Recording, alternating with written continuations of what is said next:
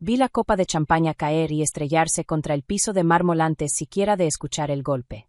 10 segundos antes, mi propia madre le había dicho a su cliente más importante que yo no era más que una decepción. No sabía que el jet detrás de ella, el mismo al que ese cliente estaba a punto de subir, era mío.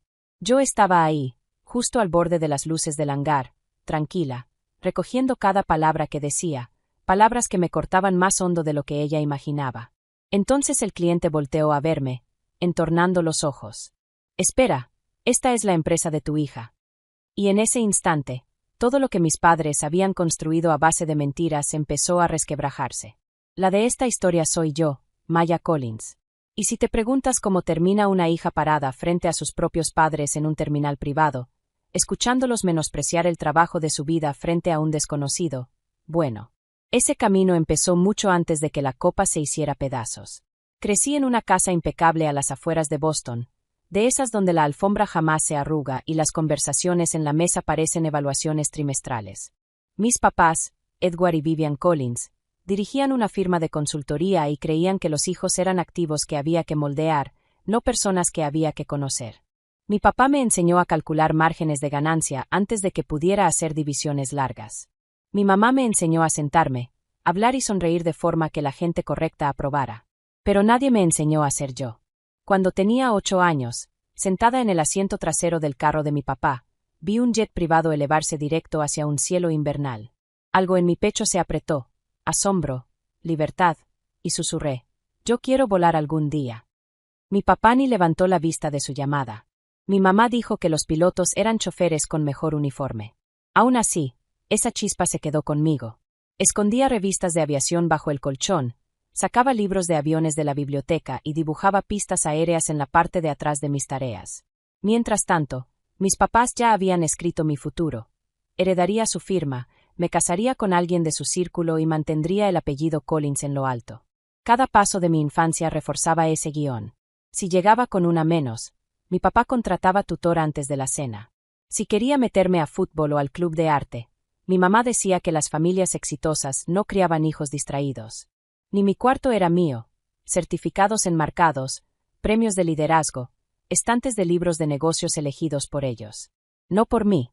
La única persona que conoció a la verdadera yo fue Jene Brooks, mi amiga de la prepa. Su papá, el capitán Reynolds, era piloto comercial y contaba historias que encendían algo dentro de mí. Una vez dijo, «En la aviación siempre hay espacio para quienes persiguen el cielo». Guardé esa frase como si fuera una promesa secreta. Pero las promesas no duran mucho en una casa Collins. Cuando apliqué a programas de administración aeronáutica a escondidas, mi papá encontró las cartas y las rompió en dos mientras mi mamá me comparaba, otra vez, con algún prodigio de Ivy League que había conocido en un club de campo. Esa noche entendí algo importante. En mi familia, el amor venía con condiciones. Y yo nunca iba a cumplirlas. No sabía entonces que pasaría la siguiente década intentando de todos modos. Pero toda historia tiene un punto de quiebre. La mía llegó cuando me fui a la universidad. La tensión en la casa ya era como un zumbido constante, imposible de ignorar. Mis papás insistieron en que estudiara negocios, así que lo hice, en papel. Pero mis optativas contaban otra historia, logística, operaciones, sistemas de transporte. Rebeldías silenciosas disfrazadas de obediencia. El profesor Henry Walls lo notó enseguida. Un día, después de clase, me dijo, «Tú piensas como alguien que debería estar en aviación. ¿Qué haces fuera de ahí?» ¿Cómo resumir 22 años de presión en una frase? Solo me encogí de hombros. Él asintió como si entendiera. Y esa conversación abrió una puerta, pasantías, contactos, guía. Mi vida secreta finalmente podía respirar. Pero los secretos no duran en una casa Collins. Cada visita a casa era un interrogatorio. Mi mamá preguntaba por mi GPA lo bastante fuerte para que los vecinos oyeran. Mi papá quería saber a qué clubes de consultoría me uní. Y cuando tardaba en responder, suspiraba como si estuviera tirando a la basura el legado familiar. Cuando me gradué, me ofrecieron un puesto en su firma, salario enorme, ascenso asegurado, todo lo que cualquiera querría. Ese mismo día me llegó una oferta modesta en una aerolínea regional. Turnos nocturnos, sueldo corto, horas largas. Pero se sentía como oxígeno. Así que lo tomé. Mis papás reaccionaron como si hubiera cometido traición. Mi papá dijo que estaba tirando generaciones de progreso. Mi mamá dijo que no podía creer que su hija quisiera trabajar en un mostrador de aeropuerto como una adolescente. Cuando me mudé de su casa de huéspedes a un departamentito con vista a la pista, mi papá no me habló por meses. Pero me quedé. Aprendí de todo: programación de vuelos, despacho, gestión de tripulaciones, cumplimiento. Memoricé el sonido de los motores a reacción, el ritmo de una terminal llena, lo que se siente ver algo pesado levantarse del suelo sin esfuerzo. Por primera vez en mi vida, me encantaba despertar. Aún así, el desprecio seguía. En cada Navidad, escuchaba a mi mamá decirle a los parientes que yo seguía buscando mi camino. Mi papá hablaba de mí como si yo no estuviera ahí. El punto de quiebre llegó años después, un día que parecía normal. Estaba en un terminal privado revisando el manifiesto de vuelo, cuando escuché la voz de mi mamá antes de verla. Y con una sola frase, todo se rompió. No quise escucharlo, pero ahí estaba. Es solo una decepción, le dijo al hombre a su lado, Leonard Hayes, un CEO internacional cuyo contrato podría transformar cualquier compañía de aviación. Nuestra hija trabaja en el aeropuerto ahora. Preferimos no hablar del tema. El pecho se me apretó, no por sorpresa, llevaba toda la vida oyendo variaciones, sino por lo fácil que le salía decirlo, como si fuera un hecho. Como si toda mi carrera fuera un motivo de vergüenza. Hayes miró hacia el jet encendido en la pista. Pensé que la empresa a cargo de este vuelo era bastante reconocida. Oh, lo es, respondió mi mamá, acercándose a él. Muy prometedora. Nada que ver con nuestra hija, claro. Algo dentro de mí hizo clic. Una línea cruzada que ya no podía deshacerse. Mi papá soltó una risa suave, la que usa cuando quiere presumir fingiendo modestia. Ella nunca encajó en nuestro mundo, dijo. Hay gente que simplemente no tiene la disciplina para los negocios de verdad. Negocios de verdad. Mi empresa. Mi avión. Mis empleados. Borrados en una sola frase. Años buscando su respeto.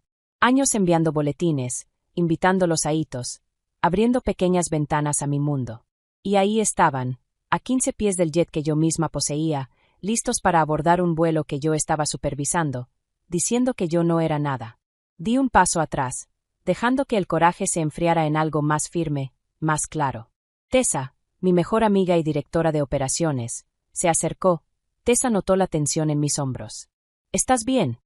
No, respondí con calma. Pero lo estaré. Esa tarde revisé cada detalle del vuelo yo misma.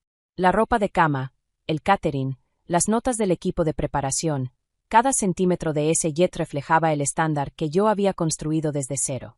Y mientras caminaba por el pasillo, rozando los asientos de piel, la madera pulida, los pequeños detalles que nos habían hecho reconocidos, algo dentro de mí se endureció. La próxima vez que mis padres hablaran de mí como si no importara, lo harían dentro de la cabina de la empresa que fingían que no existía. No necesitaba venganza. La verdad se encargaría de eso. Y, como el destino quiso, la verdad estaba a un solo vuelo de distancia. Llegué al terminal privado horas antes del viaje, mucho antes de que el auto de mis padres llegara con esa arrogancia que siempre traían envuelta en cristales polarizados. Si iba a enfrentarlos, no sería como su hija, la que moldearon, criticaron y minimizaron. Sería como la mujer que yo construí, pieza por pieza, desvelo tras desvelo, error tras error, victoria tras victoria. Mi equipo se movía a mi alrededor con eficiencia. El personal de preparación murmuraba confirmaciones finales. El catering acomodaba las últimas bandejas. Los pilotos revisaban sus listas con esa calma de quien conoce cada tornillo del avión. Nadie sabía la tormenta personal que estaba por entrar, y así quería que se quedara. Esto no era un espectáculo.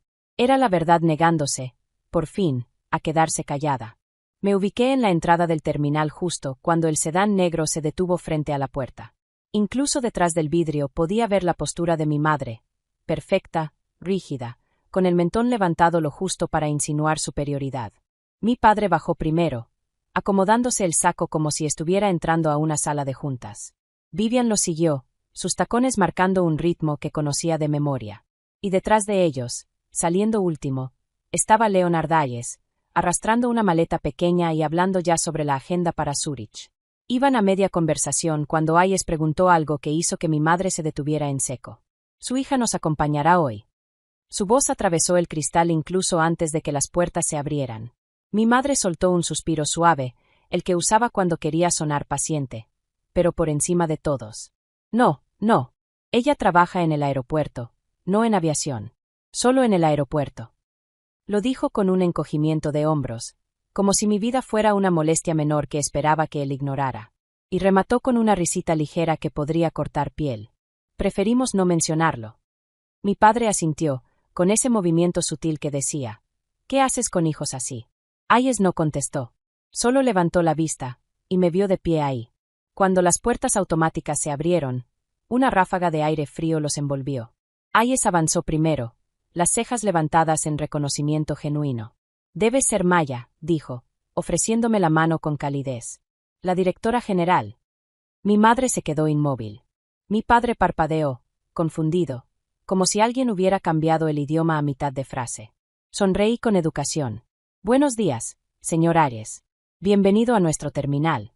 Es un honor coordinar su vuelo hoy. Hayes señaló a mis padres. Me dijeron que trabajabas en el aeropuerto. No sabía que eras dueña de la compañía de aviación. El agarre de mi madre sobre la copa de champaña se aflojó. La copa resbaló en cámara lenta, como si la gravedad quisiera saborear el momento, antes de estrellarse contra el mármol. El sonido seco resonó en todo el terminal. Todos voltearon. Mi madre no se agachó. Ni respiró. Solo me miró como si estuviera viendo a un fantasma con mi cara. Mi padre fue el primero en recomponerse, aunque la voz le tembló. Maya ha estado involucrada en aviación desde hace tiempo, dijo, escogiendo las palabras como si pisara vidrio. Estamos muy orgullosos. La mentira salió tan fácil que casi me impresionó. Hayes los observó a los dos, leyendo absolutamente todo. El pánico, la desesperación, la mentira derritiéndose después de años de cuidarla. Bueno, dijo, deberían estarlo. Ella dirige una operación excepcional. Hice un gesto hacia la pista. ¿Subimos? La tripulación ya está lista. Mientras caminábamos hacia el jet, mis padres quedaron atrás, susurrándose en pánico, con frases cortas y afiladas. Yo me mantuve junto a Hayes, quien parecía más curioso a cada paso. ¿Este es el más nuevo?, preguntó mientras nos acercábamos al jet reluciente. Así es, respondí. Largo alcance, cabina silenciosa, interior personalizado. A los clientes les encanta. ¿Y construiste esta empresa desde cero? Sí. Impresionante, murmuró. Muy impresionante.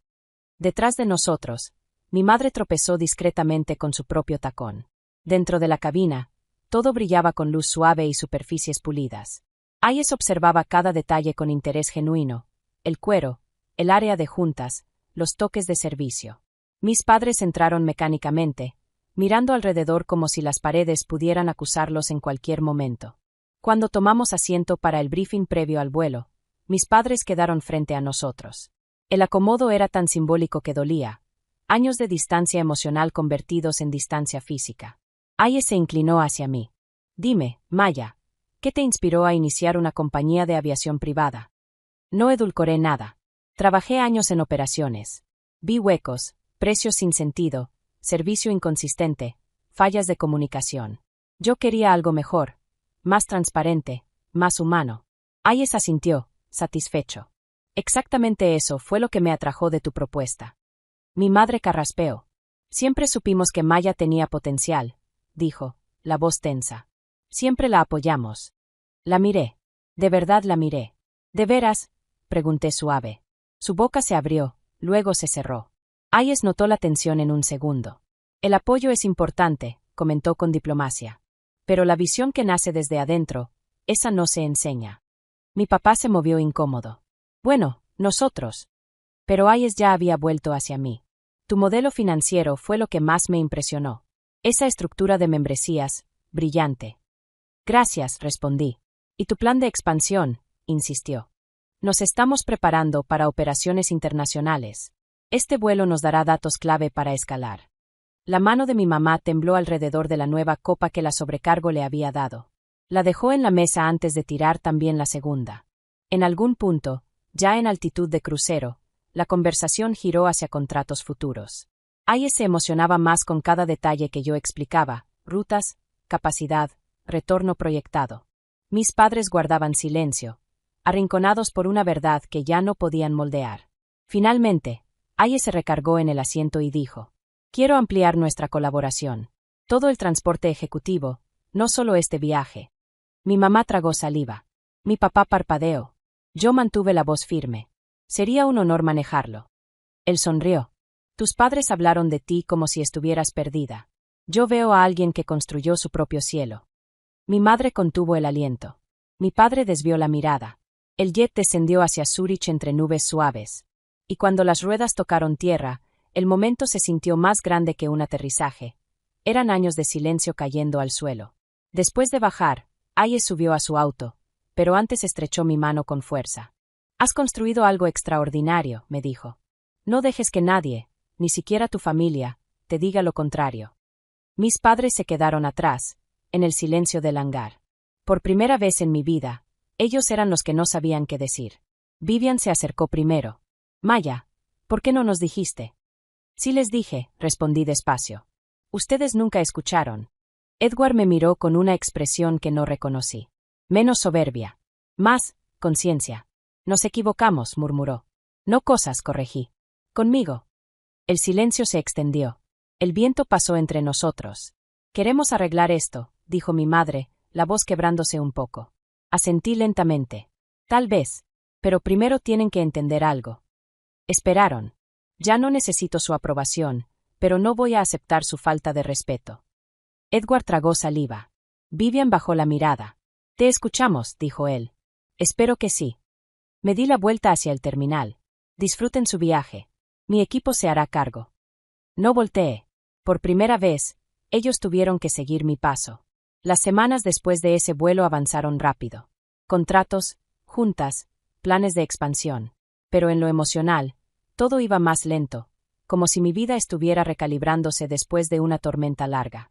Hayes cerró la alianza ampliada en días. Su equipo elogió nuestro servicio, nuestra transparencia, nuestra eficiencia. El acuerdo atrajo nuevos clientes casi de inmediato, ejecutivos que habían escuchado la historia, aunque nadie repitió los detalles en voz alta. El éxito habla por sí solo. En oficinas, mi equipo celebró con ese orgullo silencioso de quienes saben lo difícil que fue llegar. El lunes que llegué, habían llenado el lobby con avioncitos de papel, cada uno con un mensaje. Orgullosos de ti. Estamos contigo. Lo lograste. Me quedé uno en mi escritorio. Mis padres guardaron silencio casi 2 semanas. Luego, un jueves gris, recibí un correo de mi papá. No era un regaño, ni una crítica. Solo decía, nos gustaría hablar cuando estés lista. No estaba segura de si algún día lo estaría. Pero sanar no es una línea recta. Así que acepté verlos a tomar un café en la ciudad. Esta vez eran distintos. Menos pulidos. Menos seguros. Mi mamá no criticó mi ropa. Mi papá no preguntó por trabajos de verdad. En vez de eso, escucharon. De verdad escucharon. Preguntaron por la empresa, el equipo, los vuelos. Hubo disculpas. No perfectas. No completas. Pero lo bastante reales para suavizar algo dentro de mí sin borrar lo que pasó. No estábamos arreglados. No éramos de repente cercanos. Pero por primera vez, la distancia entre nosotros no era una herida, era un límite. Uno que por fin sabía cómo sostener. Esa noche, ya en el aeropuerto, viendo un jet elevarse contra el atardecer, sentí algo que no había sentido en años. Paz. No porque ellos hubieran cambiado, sino porque yo lo hice. Y el cielo, por fin, se sentía mío. Mirando hacia atrás, muchos creen que mi momento de poder fue cuando la champaña se rompió, o cuando Hayes preguntó si la empresa era mía. Pero el verdadero cambio llegó más tarde, silencioso y firme, cuando entendí que ya no tenía que pelear por un lugar en una familia que nunca dejó espacio para mí. Construí mi propio lugar, mi propio cielo, y dejé entrar solo a quienes lo valoraban. Si alguna vez te han subestimado, ignorado, o hablado de ti como si no estuvieras ahí, ojalá mi historia te recuerde que tienes derecho a elevarte de todos modos. Tienes derecho a construir algo que nadie pueda ignorar.